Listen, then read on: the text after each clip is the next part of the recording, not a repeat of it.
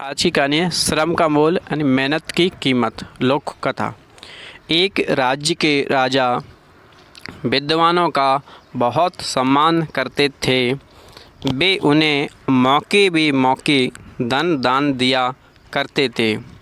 उनके राज्य में एक ऐसे विद्वान भी रहते थे जिन्हें दान लेना पसंद नहीं था। उन्हें अपनी परिश्रम से कमाए धन से ही गुजर बसर करना पसंद था।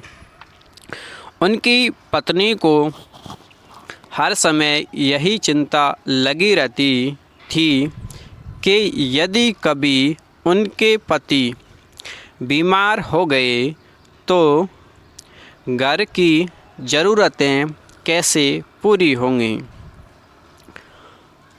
एक दिन उस विद्वान की पत्नी ने अपने पति से कहा, सब विद्वान राजा के पास जाकर धन लेकर आते हैं। आपके कई मित्र उसी धन से धनवान हो गए हैं। एक आप हैं जो न तो राजा के पास जाते हैं और न ही अधिक धन कमाने का कोई अन्य उपाय करते हैं। विद्वान बोले, राजा का कौश प्रजा का है। राजा का जो धन है वो प्रजा का है, वह राजा के पसीने की और मेहनत की कमाई नहीं है।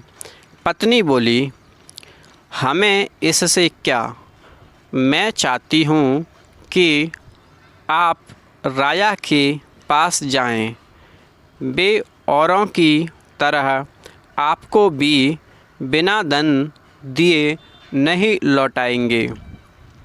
विद्वान ने अनेक बार मना किया, लेकिन पत्नी ने उनकी एक न सुनी। हारकर विद्वान को राजा के पास जाना ही पड़ा। जब वे राजमहल पहुँचे तब राजा शिकार खेलने गए हुए थे। विद्वान खाली हाथ घर लौट आए। अगले दिन पत्नी के कहने पर विद्वान फिर से राजमहल गए। तब तक राजा शिकार से नहीं लौटे थे, इसलिए वे फिर वापस जाने लगे। तभी सामने से राजा आते दिखाई दिए। पास आते ही राजा बोले, क्षमा करें, आपको कल खाली हाथ लौटना पड़ा। कहिए, मैं आपकी क्या सेवा कर सकता हूँ।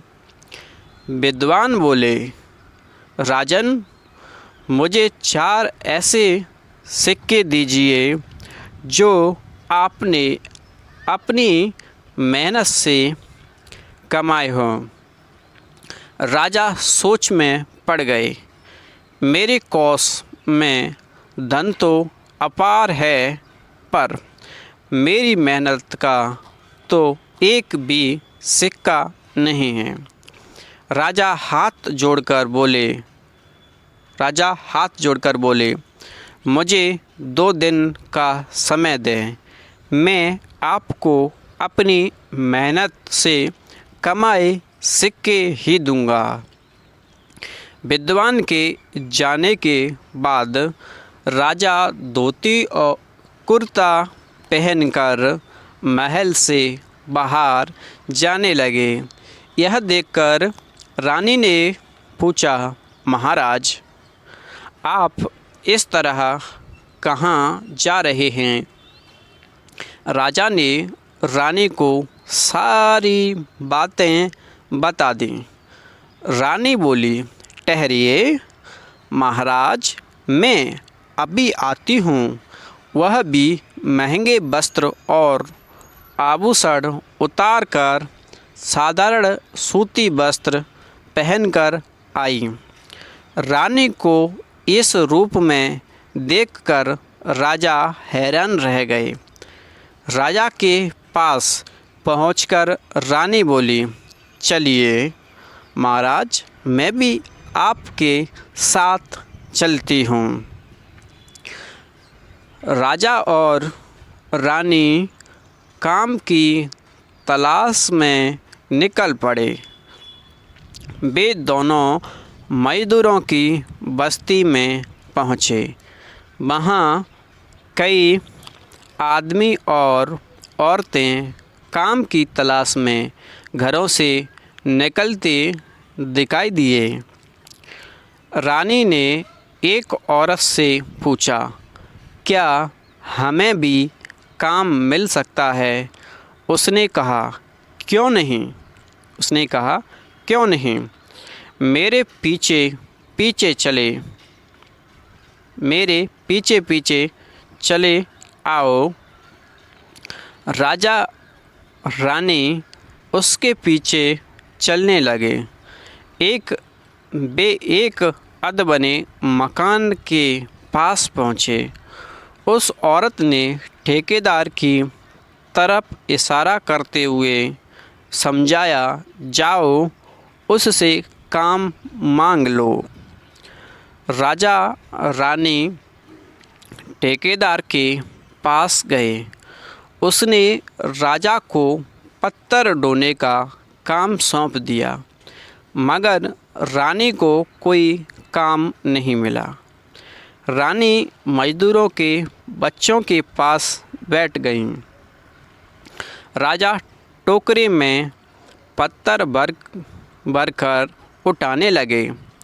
उनसे 2 से तीसरी बार टोकरा नहीं उठा। ठेकेदार की नज़र राजा पर ही थी। वह राजा के पास जाकर बोला, यह काम तुम्हारे बस का नहीं है। ये लो 2 सिक्के, जाकर अपना और अपनी पत्नी का पेट भरो। राजा शर्मिंदा होकर चुपचाप 2 सिक्के लेकर रानी के साथ आगे चल दिए। थोड़ी दूर जाने पर उन्हें एक लहलहाता खेत मिला। लहलहाता मतलब खेत में फसल खड़ी होती है, उसको बोलते हैं। वहाँ कुछ औरतें काम कर रही थीं। रानी ने राजा से कहा, महाराज, मैं वहाँ काम ढूंढती हूँ, ज़रूर काम मिल जाएगा। खेत पर काम करने वाली औरतों को रानी पर दया आ गई। उन्होंने रानी को फसलों की कटाई का काम दिलवा दिया। रानी ने कुछ देर काम किया, लेकिन कुछ ही देर में वे हाँफने लगी। अब राजा से न रहा गया। वे रानी की मदद करने दौड़े। वहाँ रानी को मजदूरी के 2 सिक्के मिले। अब उनके पास 4 सिक्के हो गए। वे खुशी खुशी अपने महल की ओर चल पड़े। रानी बोली, ये लोग इतनी मेहनत करते हैं, तब इन्हें खाना नसीब होता है। राजा बोला, अब हम भी इनकी तरह परिश्रमी हो गए हैं। वे राजा रानी यानी वे महल में पहुँचे। विद्वान वहाँ पहले से आकर बैठे हुए थे। उन्होंने राजा रानी को इस वेश में देखा तो चकित हो गए। राजा ने विद्वान की ओर सिक्के बढ़ाते हुए कहा, लीजिए हमारी मेहनत की कमाई, लीजिए हमारी मेहनत की कमाई। आपने हमसे हमारी मेहनत की कमाई न मांगी होती तो हमें श्रम का मोल कैसे पता चलता। हम अब श्रम का मोल जान गए हैं। हमें मेहनत से कमाई रोटी ही खानी चाहिए। हमें मेहनत से कमाई रोटी ही खानी चाहिए। विद्वान ने घर पहुंचकर पत्नी के हाथों पर सिक्के रखते हुए सारी बातें बताईं। पत्नी की आंखें भर आईं। वह बोली, चलो इसी बहाने राजा को श्रम का मोल तो पता चला है।